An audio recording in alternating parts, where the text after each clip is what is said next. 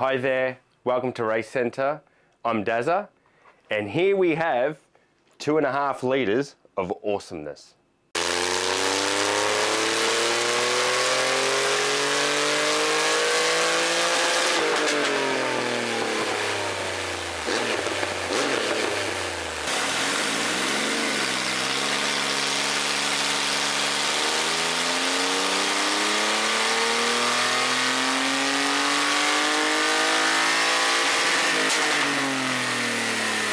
This thing actually produces about the same peak rear wheel horsepower as a 2015 Yamaha R1.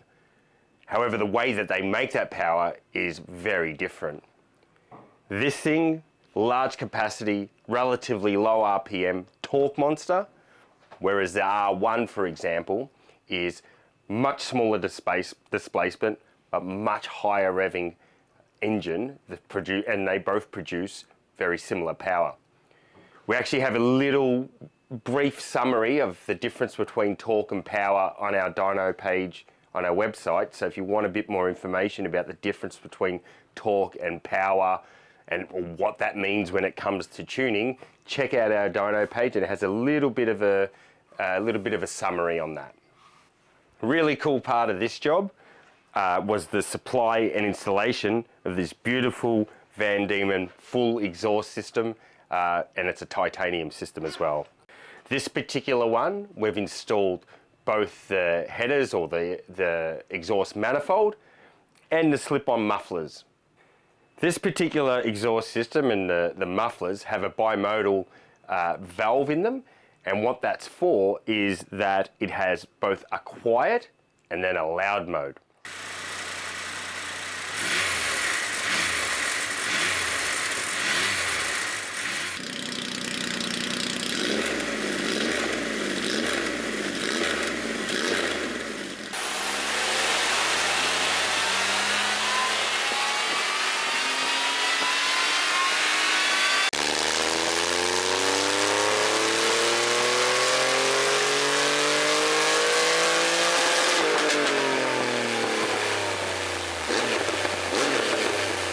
So that allows you to use the little button here on the handlebar to make the bike run either in quiet mode or loud mode.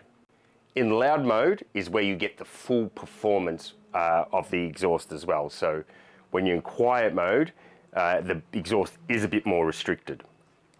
The way the tune works when it comes to this exhaust and the exhaust valve that goes from quiet mode and the more restricted mode to the full performance and loud mode is essentially that with the tune is fine in both modes on all the smaller throttle positions. So cruising speeds, anything really up to like 40% throttle, essentially you can run the same tune in both exhaust modes.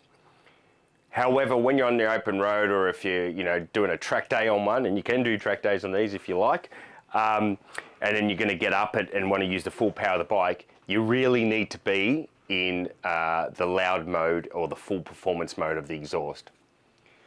Essentially think about it like this. If you're opening the throttles all the way on the throttle bodies, you need a free-flowing exhaust so that you've got a nice inlet flow, combustion, then the exhaust flow.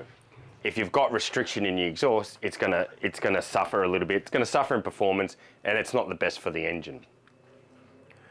The way we do it with this model of bike, the bike has its own power modes, right? So you have your rain mode, you have your road mode, and your sport mode. So in road and sport mode, if you're riding in those modes and you're going for a long ride and doing some touring and all that sort of stuff, you really should be in full performance mode on the exhaust. So have the exhaust in loud mode and have it fully open. You can use the quiet mode in rain. So if you're commuting on the bike and you're around town, or it's early in the morning, you don't want to wake up your neighbors, or you just don't want the bike to be loud, you can put it into the quiet mode on the exhaust, and also put the engine mode into rain. if those two will work together, and there will be no risk of you opening the actual throttles too much for the exhaust being in the closed mode. So they should go together. If you sit there thinking, well, you know what, I'm not going to ride my 2.5 litre torque monster in rain mode, how dare you suggest that? Like, so if that's your thought process, then I'll ask you, why are you riding it around in the quiet mode anyway?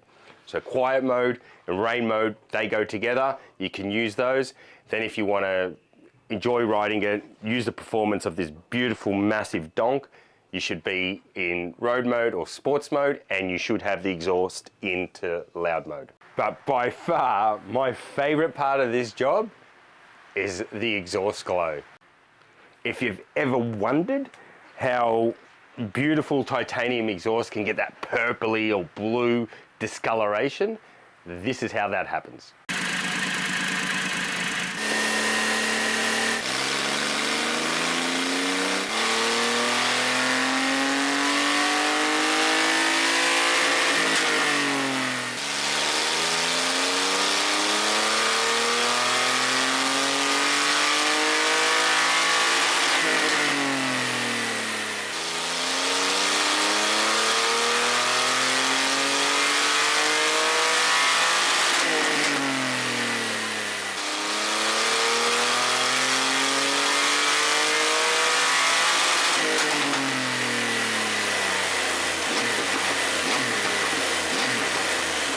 Good as these throttle maps are out of the box, and they are good, we still put our NJ84 throttle maps into this bike, and it makes it better again. Smoother power delivery, easy to use, more predictable, and ultimately more fun.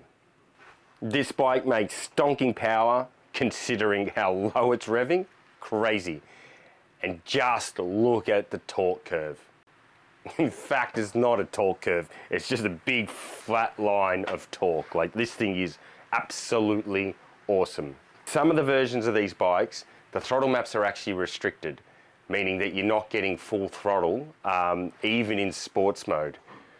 And that is where we've got the bulk of the extra power in this tune from. And then, as we always do, we put a nice, beautiful fuel tune into the bike.